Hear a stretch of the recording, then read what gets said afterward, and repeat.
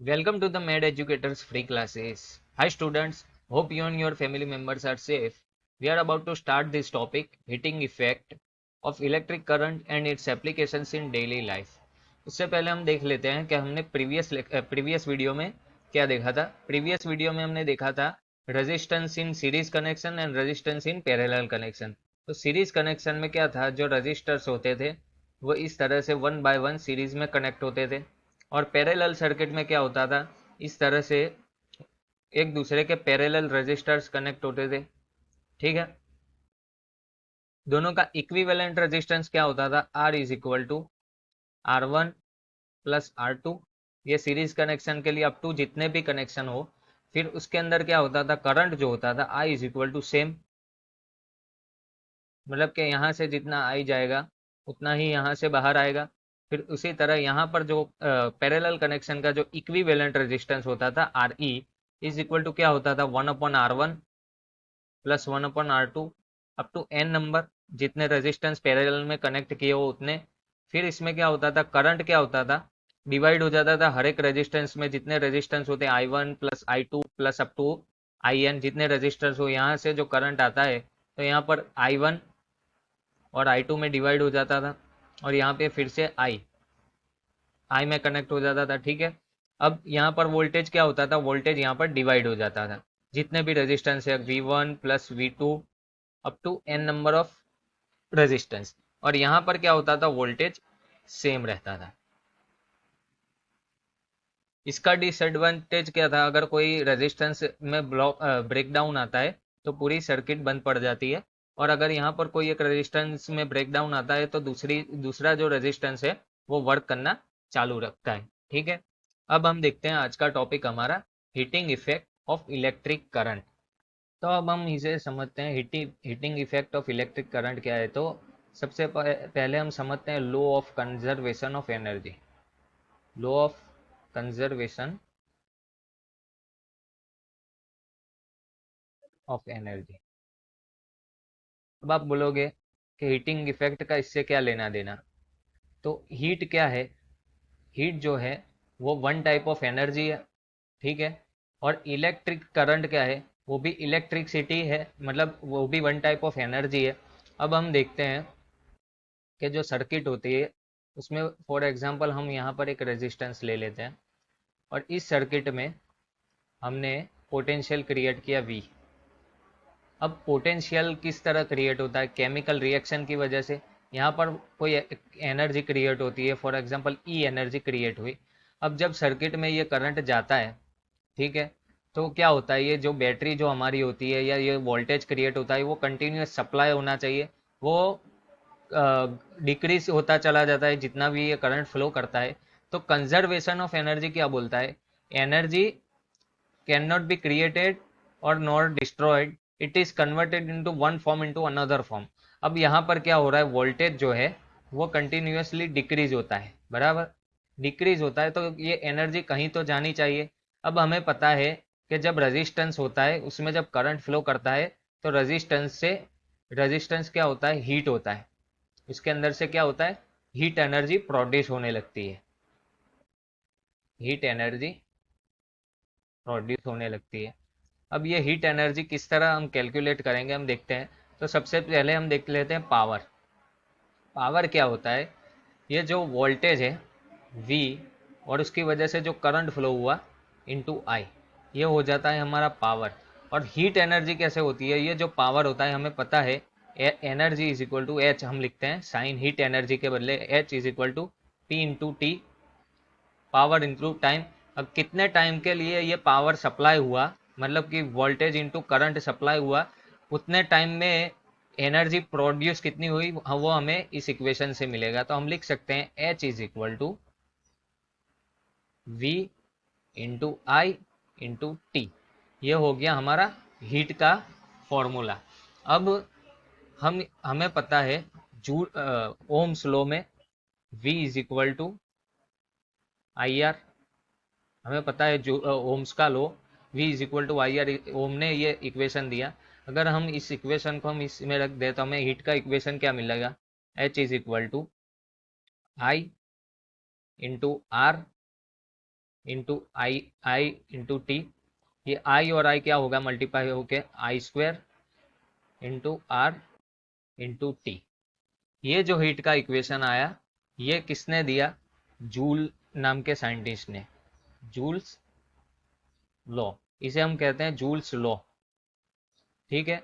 और इससे हम एक तीसरा इक्वेशन भी डिराइव कर सकते हैं, जैसे हमने v is equal to I R रखा, उसी तरह से हम इस फॉर्मूला के अंदर i is equal to V upon R put कर दे, हमें क्या मिलेगा, h is equal to V square R into T. ये तीनों जो फॉर्मूलाज है, ये ये तीनों फॉर्मूला सही है।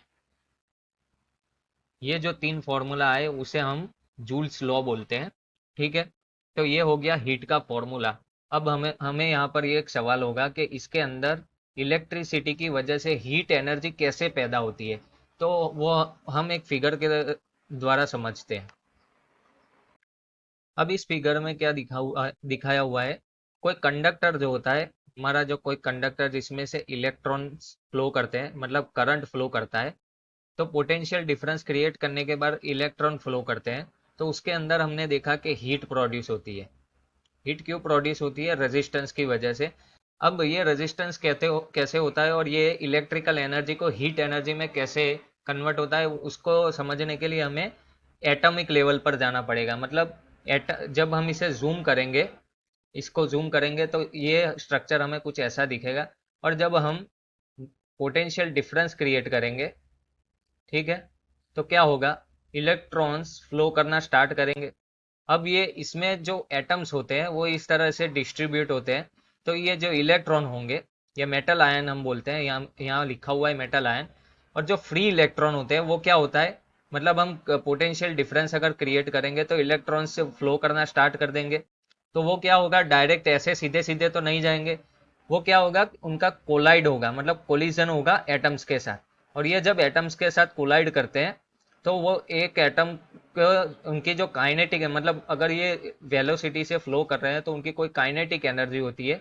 वो जो काइनेटिक एनर्जी होती है वो थोड़ी वो एटम्स के अंदर चली जाती है, और वो दूसरे एटम्स के ऊपर इसी तरह कोलाइड करते करते आगे बढ़ते रहते हैं।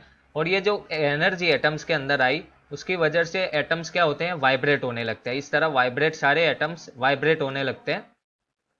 और वाइब्रेट होने की वजह से इसके अंदर हीट एनर्जी प्रोड्यूस होती है, due to collision of electron, collision of electron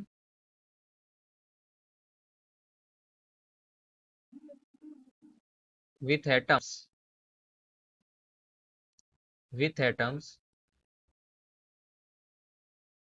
energy, यहाँ पर लिखते हैं हम एनर्जी,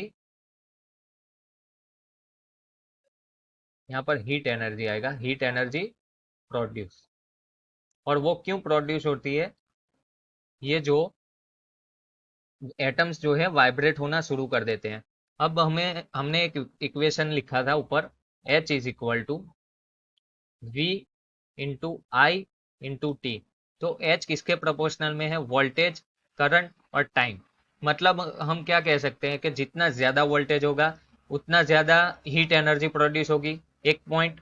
दूसरा पॉइंट, जितना ज़्यादा करंट होगा उतनी ज़्यादा हीट एनर्जी प्रोड्यूस होगी। मतलब क्या होगा, अगर वोल्टेज ज़्यादा होगा तो करंट भी ऑब्वियसली ज़्यादा होगा, तो ये वाइब्रेशन भी बढ़ जाएगा इलेक्ट्रॉन की स्पीड की वजह से। तो क्या होगा, हीट एनर्जी ज़्यादा प्रोड्यूस होगी। और टाइम का क्या रोल है, तो जितना ज़्यादा टाइम होगा उतना ज़्यादा ये हीट होता चला जाएगा। ठीक है। तो ये है concept behind heat energy produce by electric current. ठीक है। अब हम कोई प्रैक्टिक डेली लाइफ एग्जांपल देख लेते हैं। हमें पता है आयरन के अंदर हम करंट के यूज से आयरन गर्म हीट एनर्जी प्रोड्यूस करती है, हमें पता है। फिर इलेक्ट्रिक बल्ब का भी मैंने बताया था फर्स्ट वीडियो के अंदर, कि जो बल्ब के अंदर जो तार होता है वो टंगस्टन का वायर होता है। और टंगस्टन वायर हीट होने की वजह से हमें वो क्या होता है, हीट एनर्जी प्रोड्यूस करता है, जिसकी वजह से वो चमकता है। ये हमने बताया था। और टंगस्टन इसलिए यूज होता है कि उसका मेल्टिंग टेम्परेचर क्या होता है, ज़्यादा होता है, जिसकी वजह से वो ज़्यादा हीट पर भी टिका रहता है। फिर रूम हीटर के अंदर उसका यूज़ होता है। फिर इलेक्ट्रिक फ्यूज़ के अंदर क्यों यूज़ होता है कि जब इलेक्ट्रिसिटी में अंदर अगर वोल्टेज ज़्यादा बढ़ जाए, इसके अंदर फ्यूज़ के अंदर क्या होता है, फ्यूज़ के अंदर इस तरीके से एक तार होती है पतली सी। अब क्या होता है जब वोल्टेज बढ़ जाता है तब क्या होता है, ये हीट एनर्जी की वजह से ये गर्म होता है और ये कनेक्शन कट हो जाता है, जिसकी वजह से हमारे घर के अंदर शॉर्ट सर्किट होने से सारे अप्लायंसेस शॉर्ट सर्किट होने से बच जाते हैं। तो ये होता है फ्यूज का काम। ठीक है, तो हम पॉइंट नोट कर लेते हैं हमने क्या क्या देखा। तो हमने देखा heat energy, heat energy, heat energy, उसका फॉर्मूला हमने देखा H is equal to V into I into T. वो कहाँ से हमने डिराइव किया, पावर के ऊपर से। पावर क्या होता है, V इंटू आई। पावर का यूनिट क्या होता है, वॉट। हमने सुना होगा इतने वोल्ट का बल्ब होता है और ये सब। और हीट एनर्जी, इसका यूनिट क्या होता है, जूल, जे। क्योंकि इस साइंटिस्ट ने ये इक्वेशन डिराइव किया था प्रैक्टिकल प्रैक्टिकल के ऊपर से। और उसका उसका दूसरा फॉर्मूला क्या हमने डिराइव किया, V is equal to I square R T. और ये जो फॉर्मूला है, ये ये एक्चुअल में जूल ने डिराइव किया था, उसके बाद ये फॉर्मूला आया। लेकिन अब ये तीनों फॉर्मूले यूज होते हैं। H is equal to V square R upon T, ये था थर्ड फॉर्मूला। न्यूमेरिकल देख लेते हैं। तो यहाँ पर हमें फाइंड करने का बोला है कि find heat energy produced by 3 ohm resistance. तो ये जो 3 ओम रेजिस्टेंस है उसके अंदर हमें एच कितनी मिल रही है वो हमें फाइंड करना है। तो सबसे पहले हमें जो गिवन डेटा है वो हम लिख लेते हैं। R1 to 3 ohm, R2 is equal to 6 ohm, और V voltage is equal to 2 volt दिया है। ठीक है, अभी हमें क्या फाइंड करने का बोला है, H। तो हम सबसे पहले H का फॉर्मूला लिख लेते हैं। H is equal to V into I into T. अब यहाँ पर तो V है लेकिन I तो है नहीं। अब I फाइंड करने के लिए हम क्या करेंगे, सीरीज में हमें पता है कि I जो होता है वो सेम रहता है सारे रेजिस्टेंस में। तो I ढूंढने के लिए हम ओम्स लॉ का यूज करेंगे। I is equal to V upon R। पर लेकिन अब हमें आर कौन सा होगा, यहाँ पर इक्विवेलेंट आर होगा, क्योंकि वोल्टेज तो दोनों में अलग अलग होगा। अगर एक वोल्टेज करना है तो दोनों को पहले सेम करना पड़ेगा, फिर एक वोल्टेज हम यूज कर पाएंगे। तो आर ई बराबर क्या होगा, ये तो 2 वोल्ट है। आर ई बराबर क्या होगा, सीरीज कनेक्शन में हमें पता है आर ई बराबर R1 plus R2 is equal to 3 plus 6 is equal to 9। तो 2/9 एम्पियर। ठीक है, ये हो गया हमारा करंट। अब हमें टाइम टाइम कितना दिया हुआ है, टाइम हम ले लेते हैं 9 सेकंड। ठीक है, 9 सेकंड टाइम ले लेते हैं। तो अब हम फॉर्मूले में ये रख देंगे H is equal to V into I into T में। तो क्या आंसर सही आएगा, नहीं गलत आएगा। क्योंकि हमें क्या बोला गया है, 3 ओम रेजिस्टेंस के अंदर हीट प्रोड्यूस कितनी होगी वो देखेंगे। अगर हम वोल्टेज ये 2 वोल्ट रख देंगे तो आंसर हमारा गलत हो जाएगा। हमें कौन सा फॉर्मूला यूज करना चाहिए इधर, H is equal to I square into R into T. अगर इक्विवेलेंट रेजिस्टेंस का बोला जाएगा तो हम 2 वोल्ट इस्तेमाल करेंगे। लेकिन अगर एक ही रेजिस्टेंस होगा तो हमें पता है कि सीरीज कनेक्शन के अंदर वोल्टेज डिस्ट्रीब्यूट हो जाता है, यहाँ पर V1 होता है और यहाँ पर V2 होता है। तो यहाँ पर जो फॉर्मूला हो जाएगा वो V1 IT हो जाएगा। तो हमें V1 फाइंड करना पड़ेगा। उससे बेहतर है कि हम ये फॉर्मूला यूज कर ले। हमें पता है हीट का formula H is equal to I square R T. तो हम ये रख देंगे। तो H is equal to I square हमें पता है 2/9 उसका स्क्वायर इंटू आर।